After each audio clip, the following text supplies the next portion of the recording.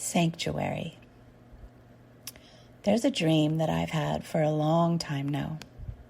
A dream that hasn't come true yet, but is in the process of coming true. This dream means so much to me on such a deep level that I don't even fully understand. A dream that every time I visualize it or even think about it, which is daily, tears start streaming down my face. Not sad tears, but grateful tears. The kind of tears that come when you feel something is so precious and beautiful and deeply meaningful to your heart and soul that you cannot contain it, and it just spills right over and out of your eyes.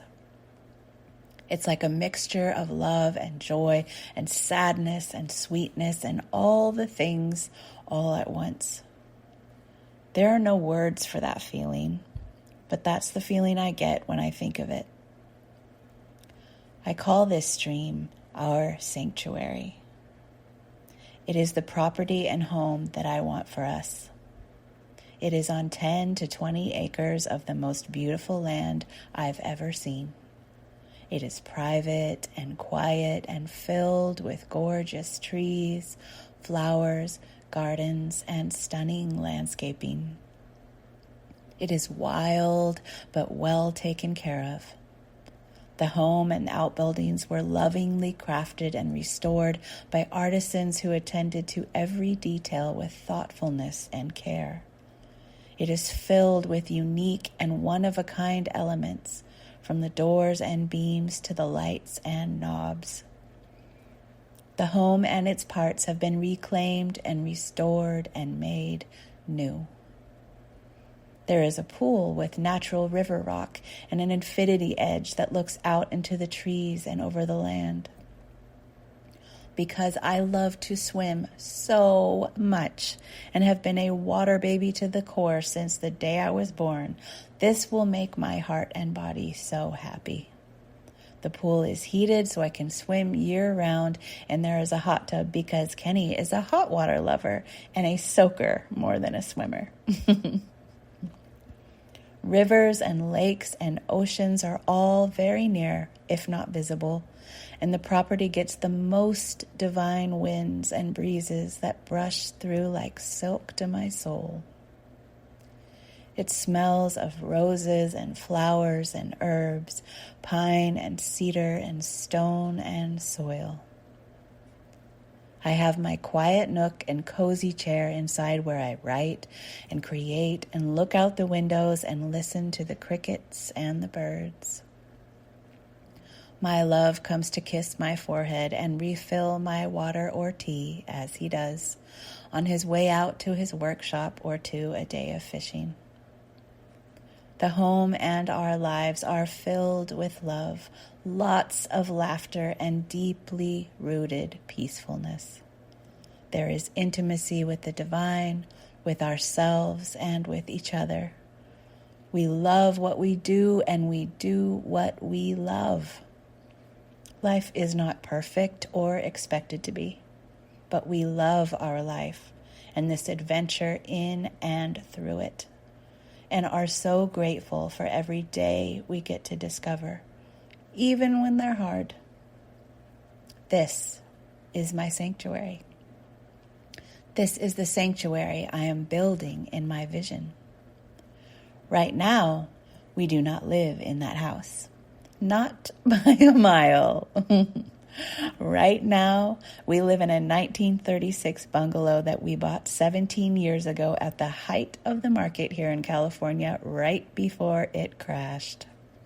It is not updated, remodeled, or expertly designed in any way. It is small, it is too close to neighbors for my own liking, and it has what we call a two-butt kitchen, which means about 2 people fit in the kitchen before it feels crowded.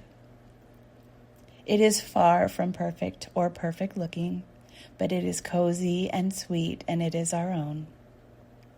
It has held us in safety, love, and comfort for all these years. It has watched my son grow up, our beloved fur babies be born, and some pass away. It has seen and held every hug, every tear, every fight, every laugh, every disconnection, and every reconnection we've been through. And I am so grateful to this house for every second of its love. Some people might look at the amount of money I have made over the years and think, why haven't you moved yet? And the answer to that is because here in California and the Pacific Northwest, our sanctuary is going to likely cost anywhere from $1.5 to $3 million, and I am not there yet, or close. And while I could have just upgraded us to something else at many points, either by remodeling this house we're in now or moving into another better one on the way to this sanctuary, I haven't. Because I'd rather get there when I get there, frankly. Because I know our sanctuary is out there, and it is also in its process of becoming. And it is and will be more perfect for us than I even can imagine or dare to dream right now. And I'm happy to wait for it, and for us to catch up to that truth, and to meet each other in exactly the moment we were meant to. And in that moment, it will be like a homecoming, because that home was meant to hold us, just as this one was. And we will know each other at first sight. So in the meantime, I live my freest and most beautiful life here. I live how I want us to live there, here, as much as I can. Not in surroundings, but in feeling, in being.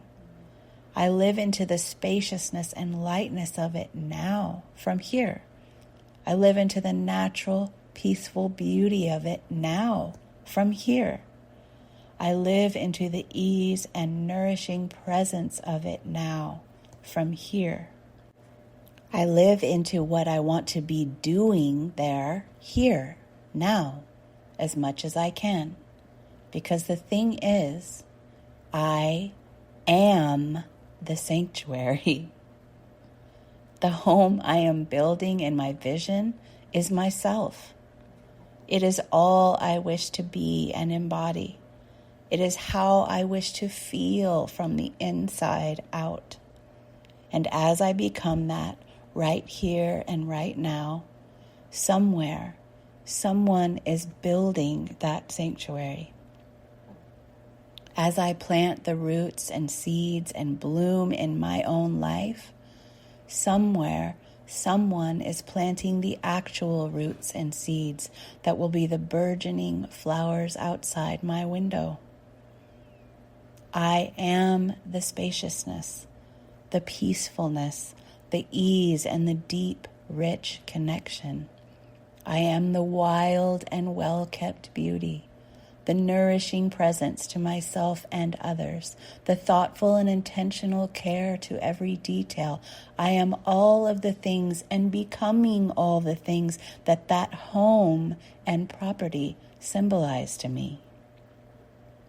I can be that here as much as I can there, and when I truly can, that is when I'll meet it.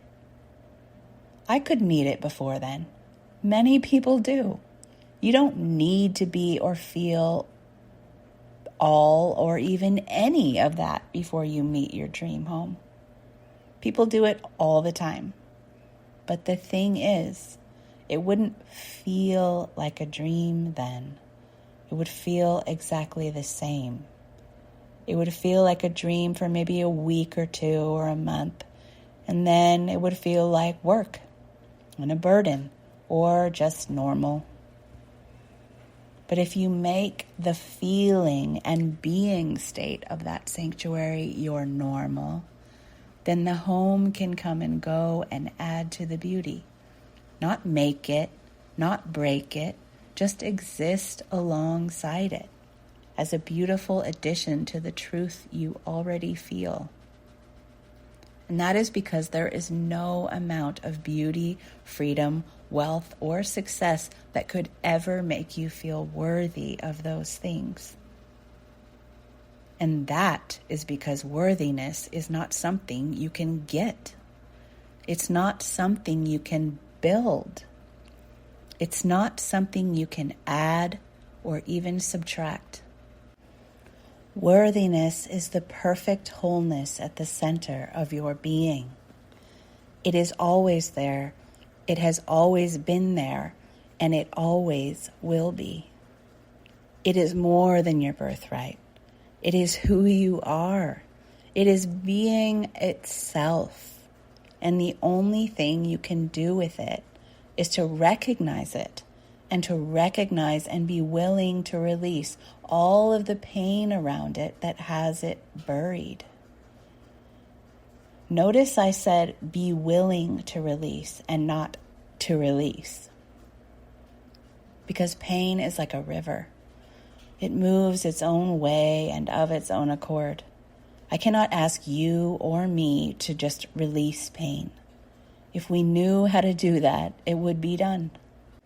It moves its own way for each soul and each person's journey. It has its own wisdom and timing and way of releasing for each soul. So all you have to do is be willing and open to make it your intent and let go of the how and the when. The exact same way you manifest anything. Worthiness at its most basic and stripped down level is essentially the right to be, the right to exist. It's a misnomer in my eyes, really, because the word itself presupposes there is someone else who can grant you the right to it, to deem you worthy or not, to be better than you and to judge you. But the only thing that judges us is us. We do it to ourselves and we do it to each other. It's not God, it's not source, it's not the universe, it's human conditioning. It's history, it's confusion, it's stories we've heard and made true. And just as we made them true, we can make them untrue. We can rediscover the inherent worthiness at the center of us. And we can live from that center. That is what it is to live in the overflow, the source point of all creation within us all, the divine exhalation and the inhalation too. So my sanctuary is currently being built. As I sit here and breathe, writing this and listening to the wind blow through the trees outside my window, somewhere, someone is laying the tile that my feet will someday touch. They are tending the baby rose bushes that will be at their full maturity when I get there. They are installing the big picture windows that are aligned just perfectly with the afternoon breezes so I can open them up and feel the magic pour through. And all I have to do is sit here and hold this dream in my heart and continue to uncover the natural peace and ease that lives deep within me right now. Why? Because when I do that, what naturally happens is I start to take more and more of the steps towards that dream that I need to. Because I'm finally choosing my own way and the path of my least resistance, instead of trying to force myself to do things that I hate and believing it will pay off someday with my eventual ease and joy. That is what happens when you start with the payoff and work out. You uncover the ease and joy right here inside, and you let it lead the way. All this to say, you're the sanctuary you seek. You are whatever dream you are holding in your heart. So do yourself a favor and take your big vision and your big dream and write it out. What are the qualities of it? Whatever the qualities of that dream are, that's what you're becoming. And as you become that, your dream will be revealed.